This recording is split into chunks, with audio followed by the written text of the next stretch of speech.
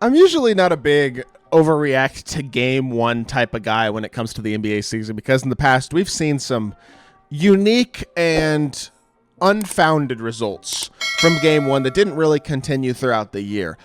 But I think last night's Celtics game is a game that you can 100% make distinct, clear conclusions from immediately.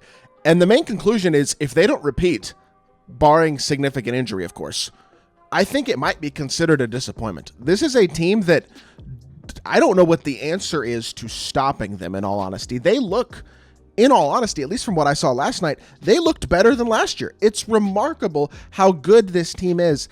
And again, let's remember, they don't have Kristaps Porzingis until Christmas. They're going to get a massive elite piece back later on this year.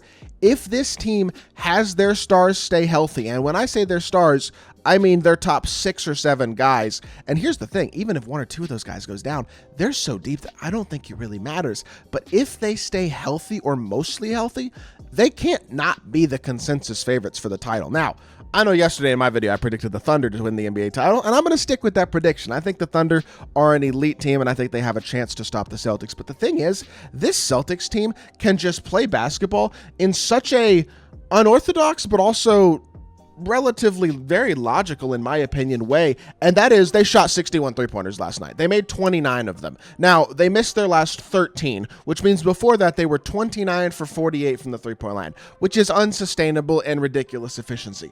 But they won by 23 points, missing their last 13 three-pointers, and with the Knicks shooting 55% from the field because they shot so many three-pointers. The NBA has fully evolved to the point where now you are going to see things like this become more and more commonplace, where teams are literally shooting 50-plus three-pointers a night. I could truly see this being a consistent thing, and while they're not going to shoot as well as they did last night, every single player in the Celtics starting lineup shot over 50% from three. That's ridiculous. That's not going to happen every single night.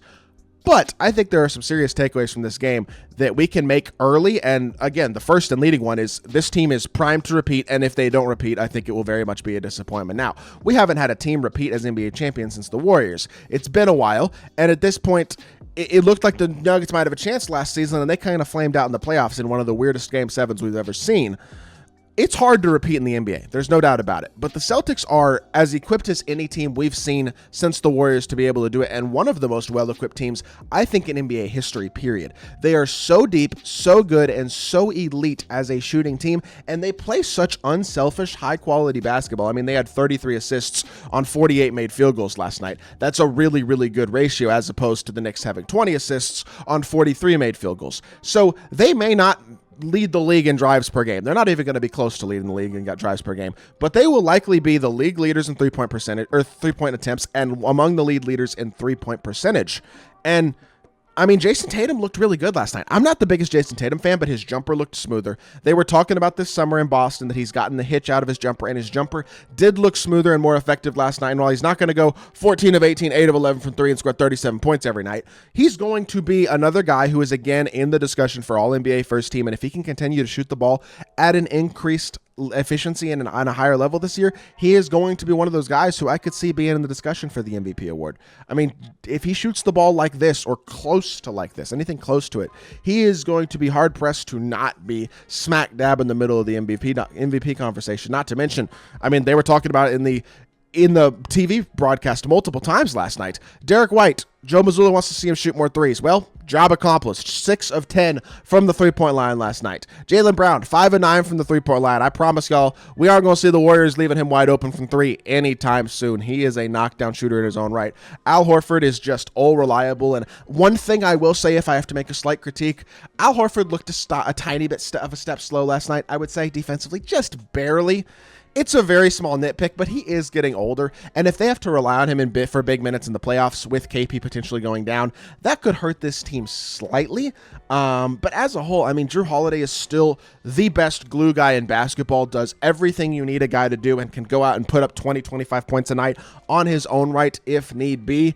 They have so much flexibility, so much versatility, and they are the only team in the league that can truly just afford to lose a player or two for an extended period of time and still be totally fine. I mean, they lost Kristaps for 7 postseason games last season, and I think they won nearly all of them.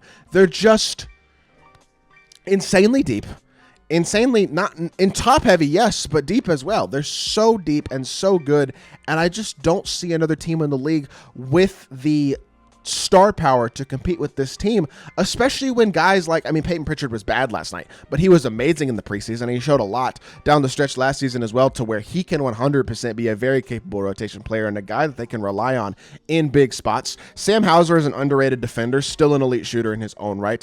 Really good bench piece. Guys like Xavier Tillman, Luke Cornett, I think even Jordan Walsh can come in and be impact rotation guys if need be.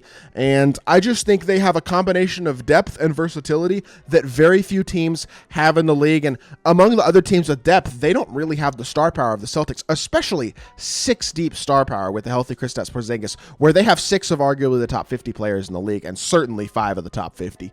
I mean, Baylor Shireman didn't even play last night, and I think he might have been one of the more pro-ready guys coming out of college in last season. He's a guy who, not a name people are thinking about right now, but he's a guy who could come in and be an impact player on this team in his own right if need be. I would not be surprised to see him play a role at points this season. They're 10 to 11 to maybe 12 deep. They have 6 of the best 50 players in the league, in my estimation. Jason Tatum's a top 10 player in basketball. Jaylen Brown's a top 15 player in basketball. Derek White, Drew Holiday, probably the 2 most important and valuable role guys because of their ability to get their own bucket at any time and lead an offense if need be, if guys are having off nights, guys need rest, all that type of stuff. The depth that this team has and the talent this team has will allow them to rest dudes, will allow them to be careful with injuries, will allow them to protect their players and likely keep them more healthy for the playoffs. And here's the honest truth, man. The Knicks were supposed to be their biggest competition in the East. And I don't want to overreact to one game, but the Knicks, they looked soft. They did. They didn't look the same defensively at all. And, I mean, the Celtics shot at a ridiculous percentage from 3, but a lot of it was wide open threes. The Knicks were not impressive. The Bucks have worries. The Sixers are already hurt. Embiid's missing the first week of the season. Paul George hyperextended his knee. Who else in the East is beating this team? I like the Pacers. I like the Magic. I think there are some solid teams in the East, but these teams are not going to give the Boston Celtics a fight. I truly believe for the second year in a row, provided health, we could very easily be watching the Celtics waltz their way to the NBA Finals with no real competition and then be more healthy, more rested, and more deep than whoever they match up with in the finals. Now, I think the Thunder can give them a run for their money. I think the Nuggets could. I think the Mavs, especially with the additions they made, if they can shoot the 3 ball better, are another team that could compete with them in the finals. But as is, I don't see a team in the East that matches up with this Celtics team in a way to really give them any real problems. Their depth, their versatility, their floor spacing, their unselfish basketball, their elite level defense. I haven't even talked about their defense. They're going to be one of the best defensive teams in the league as well this season, if not arguably the best. I mean, literally everyone 1 through 5 on their starting lineup can defend at a high level. Horford, yes, looks a tiny step slow, but at some point he's going to get replaced with Porzingis, who has become a truly elite level rim protector. This is a team that has no flaws in a league where almost every other team has relatively major flaws. Like, you can look at pretty much any other team and find issues. The Celtics are a hard team to poke holes in. I don't see it. They truly were about to break the NBA record for most threes getting made in a game last night until they missed 13 in a row with their bench in the fourth quarter. In the first game of the season. I mean, they're not going to shoot this well every night. They're not going to go undefeated. But this is a team that, if healthy, is the runaway favorites. And again, like I said, anything short of a title will be a disappointment for the Boston Celtics. That's my conclusion after game 1.